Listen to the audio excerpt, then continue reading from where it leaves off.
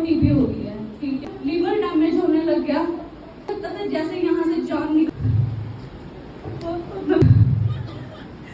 जी, मैं परमेश्वर का बहुत बहुत धन्यवाद करती हूँ कि आज मैं जिंदा हूँ। और मैं बताती हूँ कि क्यों मैंने ये बोला कि मैं आज जिंदा हूँ। मैंने सारी उम्मीदें खो चुकी थी। हुआ यूँ था कि मेरा पिछले साल से ही मेरे को बार बार फीवर हो रहा था, और मैंने थोड़ा इतना गौर नहीं किया, मैं कि शायद ऐसे ही हो रहा होगा। तो फिर मैंने डॉक्टर के पास गई, मैं डॉक्टर के पास गई तो उन्होंने मेरे कुछ टेस्ट किए और मुझे बोला कि आपको टीबी हो गई है, ठीक है। मैंने दवाई स्टार्ट कर दी और मेरे जो नॉन में थे रिश्तेदार जानकार सबको मैंने बताया कि मुझे टीबी हो गई है।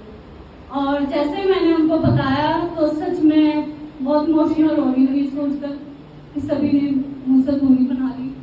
ऐसा लग गया था कि मैं शक्ति आखिरी गई हूँ।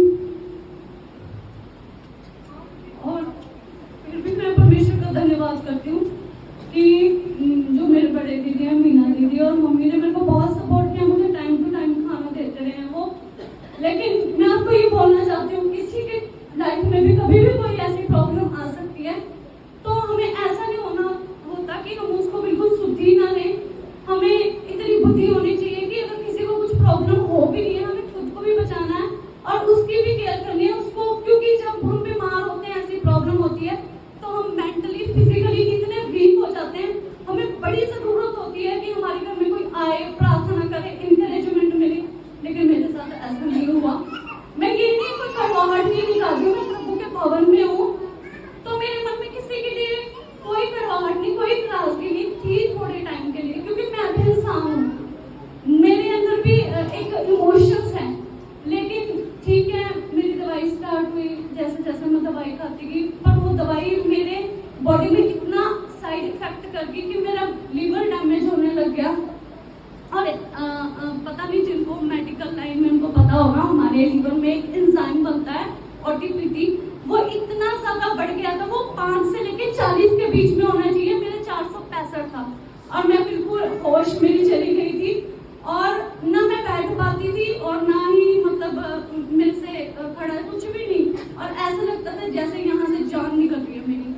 और फिर मेरी मम्मी ने भी बोला कि तुम पास्टर राजकुमार को फोन करो। मैंने उनको फोन किया और मैंने बोल दिया था क्योंकि एक घूंट पानी का भी, एक बूंद भी मेरे अंदर नहीं जा रही थी, तो मैंने पास्टर जी को बोल दिया था शायद मेरा समय भी आ गया, मैं मर जाऊंगी। लेकिन मैं परमेश्वर का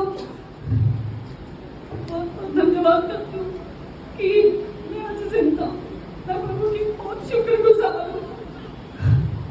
पास्टर जी मुझे टाइम टू टाइम पूछते रहते हैं क्योंकि उनको मेरी आवाज से ही पता चल गया था कि इसकी हालत कितनी खराब है।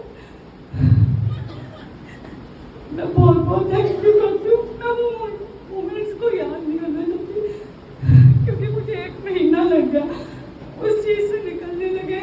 मुझे यहाँ तक कि दवाई देखकर भी डर लगने लग जाता था क्योंकि डॉक्टर ने मुझे इतनी हाई डोज दे दी थी।